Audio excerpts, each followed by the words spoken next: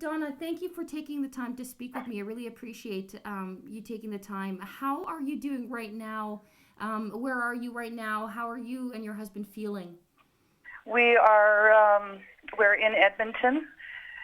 We got here last night after a 12-hour drive from the oil fields north of Fort McMurray, as we weren't allowed to go south after the evacuation. So they put us up in the northern area, and an awesome company named CNRL, Canadian National Resources, came and took a convoy of us up to the camp, and they fed us. They were absolutely more than wonderful. A young lad that came and tucked us under his wing gave us his personal room, and when we heard in the morning that the highway had opened its corridors, we hopped in our truck and our dogs and just tried to get to Edmonton as fast as we could.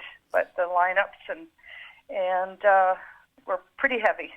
Well, so I guess what was that like, having to drive through, the town that you've lived in for the past couple of years, seeing what you were seeing, potentially your house may be destroyed. Like, go through that experience driving through the town to get out of there.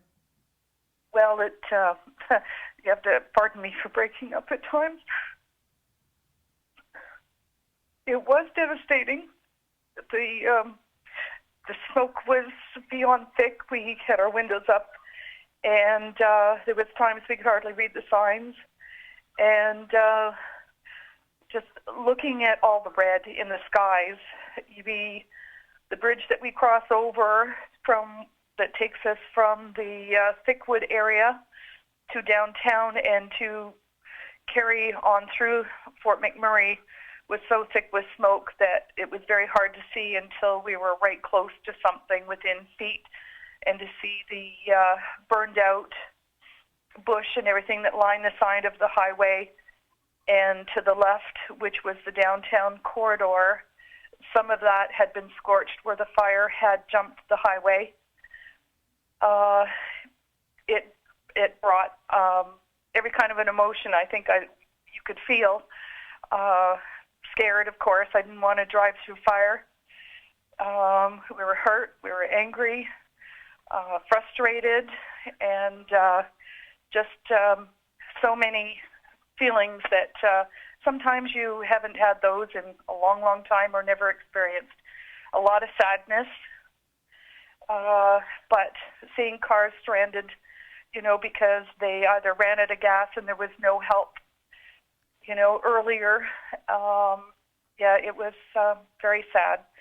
Just more than anything, I think it was when we made our way north and the first camp was completely full. We had stayed under a bridge beside the Athabasca River, and we were only maybe 20 vehicles there when we first arrived.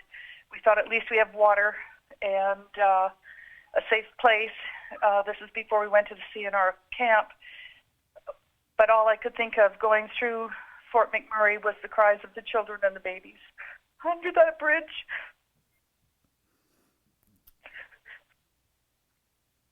That must have been very tough for you to experience, for sure. It is. We have 10 grandchildren ourselves, so yes, it did. It hit home a lot. Yeah. And I think the shock just kind of set in last night. So again, I'm very sorry for being so emotional. Not at all. Not at all. Now, you are safe in Edmonton now. Yes, we are. Is there any chance? I believe you have a home here in Huntsville or in Muskoka. Is there a chance that you're going to be coming back home in the next little while to kind of recoup before going back out? We're really not sure because my husband has close to 30 crew that he takes care of, and right now we're trying to locate them all, as the company that we're working for has apartment buildings across Canada, and right now they're looking at a brand new building they have in Bonnyville, which they are scrambling for furniture to furnish them to get us all relocated again there. They're working on getting us gift cards because virtually we have maybe, the clothes on our back and a few toiletries. So they're just working on getting these things now. Okay.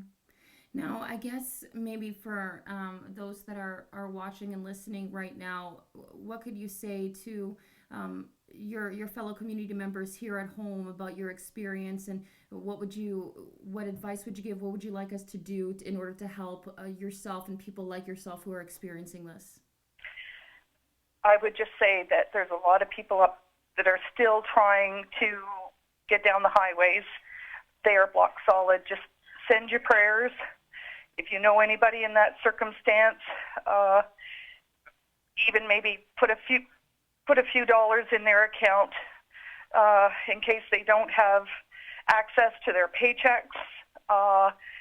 Just send some kind of a gift card through email, because we've been very fortunate to have internet access through towers in the surrounding areas.